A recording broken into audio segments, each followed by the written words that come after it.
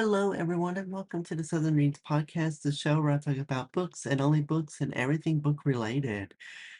Today, we have a very special episode. We are doing our first standalone novel, and well, technically, first, not really first standalone, but we are going to be getting into these kind of the standalone books coming up after we had just covered the Matched trilogy in the series. That series has done really well. So, thank you guys for listening and tuning into those episodes. Today, we are diving into a very interesting and a really good mystery novel. Today we are going to be covering The Forest of Stolen Girls by June Hur. Now, this book is a young adult mystery thriller novel, and it kind of follows these two sisters that were adopted, and it tells them going to an island to discover or try to solve a mystery of a girl that went missing for decades ago. And the book kind of follows these two sisters trying to figure out what happened to this girl that went away and really leads to a huge like who did it, what happens kind of thing. So that is a little bit about what the book is. Now, I read this book about a few years ago, so some of my memory and knowledge might be a little bit hesitant on some things, but you know, we're just gonna cover as much as we can. But before we always get started with the main episode, I always like to kind of do a little dissection of the cover. I really like the book cover for this one because it's pencil drawn. It's in black and white. It shows kind of a huge array of flowers and different kind of plants that are replicated throughout the whole thing of the book. And there's two girls that are in the pitch in the on the cover, and I would assume that they are both the sisters of the main characters in here that we'll dive into. But I really do like the cover. I think it's really good, and it actually I have the hardback version. I don't know if there is a paperback version of this, but the cover kind of goes into the side of the book, what you consider would be kind of the what would be on the outside facing people in the bookstore has that. And so I thought that was really neat that it kind of goes around the book as well. But yeah, so without further ado, we'll go ahead and just dive right on into The Forest of Stolen Girls. So the novel kind of transports readers back to 15th century Korea during the Joseon dynasty, weaving together a chilling mystery, family secrets, and a young woman's relentless determination to uncover the truth. So the story follows, as I said, two sisters. First one is Hwani. Hwani is a young woman whose life has been shaped by tragedy and unanswered questions. And her and her younger sister, Maewol, were found wandering alone in the forest. They had no memory of where they came from or what had happened to them. Soon after, a kind police captain adopted them and raised them as his own daughters. But the past has a way of catching up. When Hani was 14, her adopted father disappeared while investigating the mysterious disappearance of 13 girls on Jeju Island. And 4 years later, the investigation remained unsolved. The girls were still missing, and they presumed that the father was presumed dead. But Hani has never believed that. So at 17, she's now 17 by the point of this story. She travels to Jeju to determine what had actually happened and to find answers. So she finds instead of tangled web of lies, superstition, and long buried secrets, there was a whole lot of things that she found. So the island or the location and setting of the book primarily takes place on an island. It takes place on Jeju Island. It's actually a real island off the southern coast of Korea.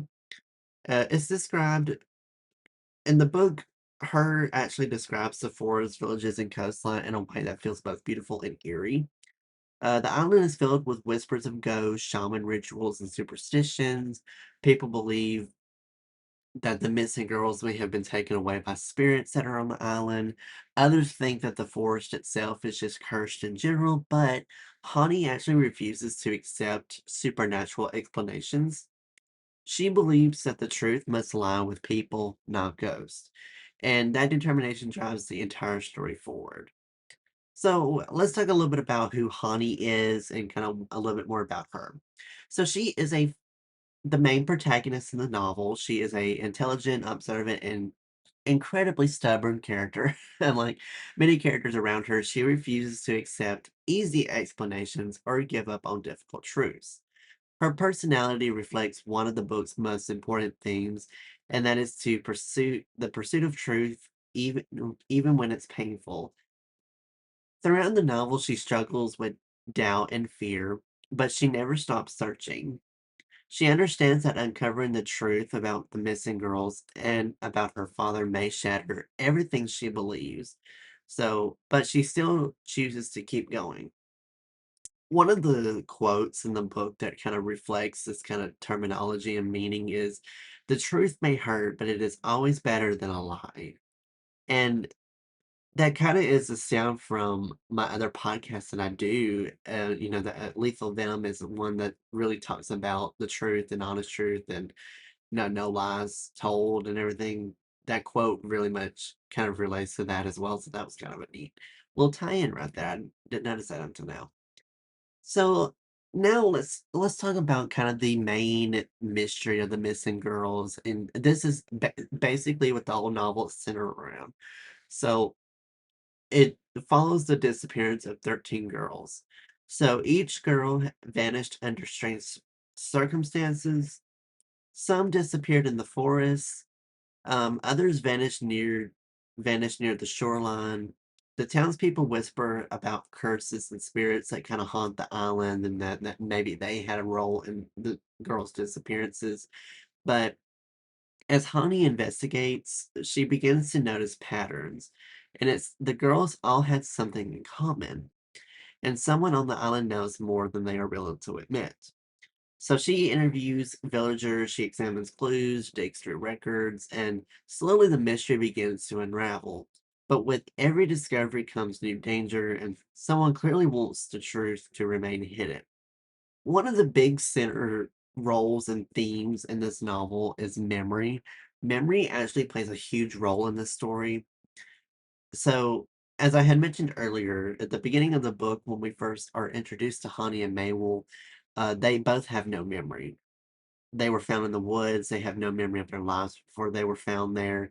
And that missing piece of their lives becomes increasingly important as the investigation continues, because the deeper that Hani digs, the more she realizes that her own past might be connected to the missing girls. So fragments of memory start to surface, small details, faces, moments that often seem meaningless, but these memories actually may hold the key to everything. And this actually creates a very powerful emotional tension throughout the whole book. It's really much a guessing game, and that's what I really like about it is I love mystery, I love kinda being able to solve kind of a thing, kinda determine I watch a lot of crime videos on YouTube all the time of, like, mystery, police work, and I always love trying to debunk and try to think what's happening, so this was kinda right up my alley. When I first read it, I thought, "Ooh, I get to solve a mystery, I'm in." There are a lot of major themes that are presented throughout the novel, and the first one being truth versus lies. This is very much what I would consider the center theme of the whole book. And this novel constantly asks that important question. Is it better to live with a comforting lie or a painful truth? When Hani goes through and interviews a lot of the people, a lot of the characters choose silence. They bury the secrets to protect themselves or others, but Hani believes the truth must come out no matter the cost. And I think this is kind of the center theme of the book too, because 13 girls are missing. All these village folks know something or someone knows more than they are letting on. And so it really much is like, do you want to live a lie or do you want to just say the hard, painful truth about what's happened? Another thing that's kind of evident is family. Now, family in the novel isn't just about blood. Hani and Maewol were adopted, but yet their bond with their father and each other is incredibly strong. So at the same time, the story kind of explores how family secrets can shape people's lives in unexpected ways. Another theme, and kind of the last one, is courage. Hani repeatedly puts herself in dangerous situations to continue the investigation. She faces threats, hostility from villagers, and terrifying discoveries, but yet she keeps moving forward. Her courage shows that bravery doesn't mean being fearless. It means continuing even when you're afraid. So the suspense in the investigation, as I have mentioned, is kind of the centerfold of the whole novel in itself. It's the main go-to about what happens in the book and kind of is what is the main thing. It's a slow burning mystery. Every chapter kind of reveals a small piece of the puzzle, a hidden diary, a suspicious villager, memories resurfacing, but each clue pushes Hani closer to the truth, but also closer to danger. There are several moments where the tension becomes almost unbearable, and you start questioning every character. Like, who is lying? Who must be responsible for the disappearances? Who can Hani trust and not trust? I mean, there's just a lot of good questions and this is presented out through the whole book. It's not just a chapter, it's all these questions are throughout the whole book. So, beyond the mystery, the book is also deeply emotional. Honey's search for answers is also a search for her father. She refuses to believe he abandoned her. That hope drives her forward through the entire story. At one point, she kind of reflects on the bond they shared, and she says, "He taught me that justice mattered more than fear." And this idea becomes a guiding principle for her actions. Even when people tell her to stop investigating, even when the truth threatens to destroy everything she loves, she keeps on fighting for answers. So, kind of as you would expect, I'm not going to spoil a huge amount of detail. So, this is kind of a not a spoiler, but also kind of some spoilers. So, uh, the climax of the novel kind of brings all the mysteries together, the disappearances, Hani's past, her father's investigation. Everything kind of is connected, and the truth finally emerges. And when it does, it's shocking and heartbreaking. I was very shocked about it as well. So that it kind of shows how greed, power, and fear can actually lead people to commit terrible acts. But it also shows the strengths it takes to expose those truths. So you may be asking yourself, why does this book stand out? Well, what makes this book truly special is that it's a combination of historical detail, emotional storytelling, and suspenseful mystery. The author brings the Joseon era of Korea to life in a vivid way. The setting feels authentic, the characters feel real, the mystery keeps readers hooked until the final pages. It's just overall a story about uncovering the past, confronting painful truths, and finding strength in the face of darkness. So, at its core, the novel reminds us that the truth matters, even when it's difficult, even when it changes everything.